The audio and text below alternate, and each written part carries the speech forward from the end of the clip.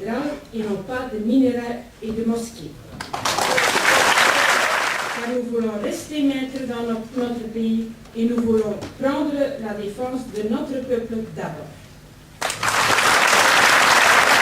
L'islamisation est aujourd'hui la menace principale qui pèse sur les nations européennes et la classe politique fait preuve d'une criminelle lâcheté dans ce domaine. En effet, l'angélisme face à l'islam est une dangereuse utopie. Et dans ce domaine, Sarkozy et l'UMP sont encore pires que la gauche. Dans son approche de cette question si importante, la classe politique refuse d'admettre l'incompatibilité structurelle et intrinsèque qui existe entre l'islam et nos valeurs de civilisation. Car l'islam est autant un mode d'organisation politique et sociale qu'une croyance religieuse. Il n'est donc pas soluble dans notre société. L'essentiel est d'avoir conscience de la complémentarité qui existe entre les différentes formes d'action, dès lors qu'elles sont menées dans la fidélité à nos valeurs et pour œuvrer à la renaissance de la France et de l'Europe. Après les difficultés et les échecs, l'heure est à la reconquête politique. À nous de donner un avenir à notre combat. À nous de rassembler notre camp pour rassembler ensuite les Français face au mondialisme et à l'islamisation.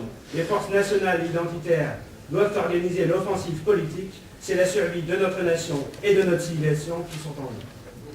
Nous avons trop cruellement souffert des divisions et des querelles capellaires, pour ne pas nous réjouir de constater qu'il est possible de confronter nos expériences, de dire nos ambitions collectives et d'exposer nos certitudes, tout en veillant à les passer toujours à l'eau lustrale de la réalité politique. Alors je vous adjure, mes amis et mes camarades, de continuer le combat et de ne pas céder au découragement, à la dispersion qui mène au renoncement. Ce combat, nous ne pourrons pas le mener autrement que rassemblés, côte à côte, épaule contre épaule, fraternellement soudés. Et vous le savez bien, mes camarades, eh bien la rue appartient seulement à celui qui y descend. Certains parlent de la France comme d'idée. Pour nous, la France est une réalité charnelle, historique. Certains parlent de citoyenneté républicaine. Pour nous, c'est l'identité enracinée, incarnée. Ce n'est pas parce que demain une famille malienne arrive en France et proclame son amour pour la République et les droits de l'homme qu'elle sera française. Lorsque je me bats aujourd'hui, c'est pour dénoncer l'islamisation de l'Europe. C'est pour dénoncer l'immigration-invasion. C'est pour dénoncer le métissage. Bravo !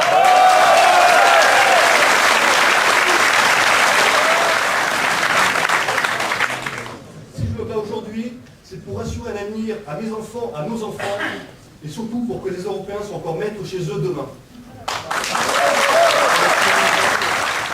Mes chers amis, mes chers camarades, oui, notre peuple, nous sommes humiliés, agressés, envahis par un islam conquérant, par une immigration massive. Vous êtes, nous sommes aujourd'hui le camp des saints dont parlait Jean Raspail.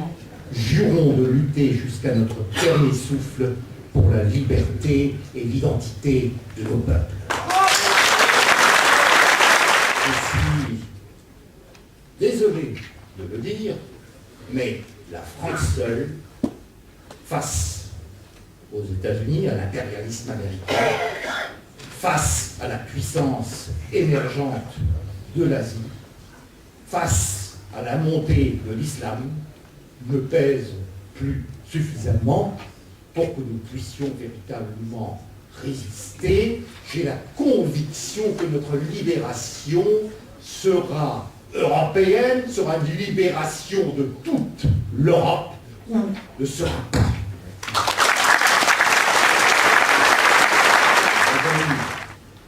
Mes camarades, l'heure est au combat, l'heure est grave, comme je le disais, nous sommes le dos au mur. Je vous dis, debout et vive la victoire. Et je voudrais tout d'abord remercier Roland Elie d'avoir organisé ce qui restera peut-être comme le premier pas vers un véritable Grenelle de l'identité française et européenne. La définition qu'en donnait le général de Gaulle, selon les propos rapportés par Alain Perfit et que vous connaissez tous, nous sommes d'abord un peuple européen, de race blanche, de culture grecque et latine et de religion chrétienne. Cette définition-là ne correspond plus, mais alors plus du tout, à la réalité présente. C'est sans doute très bien d'organiser un Grenelle de l'environnement, mais puisqu'il est de bon ton de se préoccuper des dangers que font courir les organismes génétiquement modifiés, j'aimerais que l'on se préoccupe aussi et d'abord de la modification génétique qui est imposée à notre peuple. Non aux OGM, d'accord. Oui à un moratoire sur les OGM dont on ne connaît pas les effets secondaires, mais avec un préambule à inscrire dans les constitutions françaises et européennes, affirmant solennellement que le premier organisme vivant à préserver a pour nom les peuples français et européens. Ensuite, parce qu'associer intégration et immigration, c'est-à-dire vouloir intégrer les immigrés actuels et futurs dans la situation actuelle de la France, c'est attenter chaque jour un peu plus à son identité. L'immigration légale n'est pas moins dangereuse, elle n'est pas plus légitime, elle n'a pas plus vocation à croître et prospérer que l'immigration clandestine. Face aux musulmans et face à l'immigration, je dirais que c'est un peu comme avec les syndicats et les partis politiques. Le jour où ils devront vivre des seules cotisations de leurs adhérents, ils seront nettement moins envahissants. Nous ne vaincrons que si nous redevenons spirituellement, culturellement, moralement plus forts. Nous ne vaincrons pas tant que nous nous contenterons de clamer ce que nous ne voulons pas être. Nous vaincrons le jour où nous aurons retrouvé qui nous sommes. L'incendie est là, sous nos yeux. Il est le fruit de deux agressions qui se conjuguent, se confortent. L'une est le mondialisme cosmopolite et niveleur, ce sida mental concocté du côté de New York, Washington et Tel Aviv. L'autre agression, c'est bien sûr l'invasion des halogènes qui veulent nous voler notre terre. Les auteurs de ces deux agressions concomitantes, et il faut bien comprendre qu'elles sont concomitantes, savent qu'il leur faut, pour pouvoir assurer leur victoire, réaliser préalablement l'assassinat de notre identité. C'est le fameux exemple, en image d'Épinal, mais correspondant à une regrettable réalité, donné par ces jeunes Africains à qui on a appris pendant des générations qu'ils devaient réciter nos ancêtres, les Gaulois. Cela n'en a pas fait des Gaulois. Mes amis, si nous le voulons, nous allons montrer aux fossoyeurs de notre identité que les Gaulois ont encore du sang dans les veines.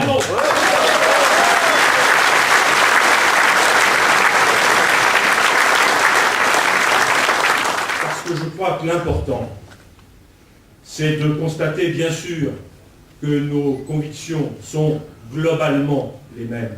Mais que maintenant, il faut être concret. Il faut agir et se battre. Alors, me direz-vous, pourquoi avoir choisi de consacrer cette journée à la défense de nos identités? Et pourquoi avoir décidé de donner la parole à toutes les composantes historiques de la droite nationale et identitaire? Tout simplement parce que nous pensons que la situation est grave et que l'heure n'est plus aux tergiversations. Chaque jour qui passe voit son lot d'immigrants venus du Sud s'installer de manière plus ou moins légale sur notre sol européen. À un moment ou à un autre, ceux-ci seront forcément majoritaires chez nous et il en sera fini de la civilisation occidentale et de notre identité européenne. Comme le disait si justement Jean-Pierre Stirbois au début des années 80, l'avenir nous appartient. Oui, l'avenir nous appartient, à condition, somme toute, que nous ne perdions plus notre temps et que nous donnions les moyens de nos ambitions. Je vous remercie.